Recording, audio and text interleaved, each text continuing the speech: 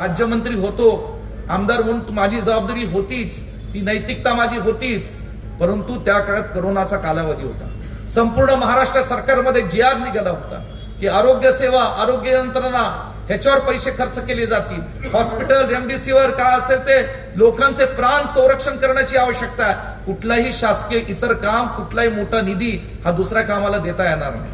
मला त्याचं गांभीर्य माहित होतं आणि रात्री 11:30 वाजता तत्कालीन मुख्यमंत्री उद्धव ठाकरे साहेबांना मी गेलो आणि मी त्यांना विनंती केली, साहेब काही करा, परंतु माझ्या पलूस शहरासाठी एवढे 37 कोटीचा प्रकल्प मंजूर करा.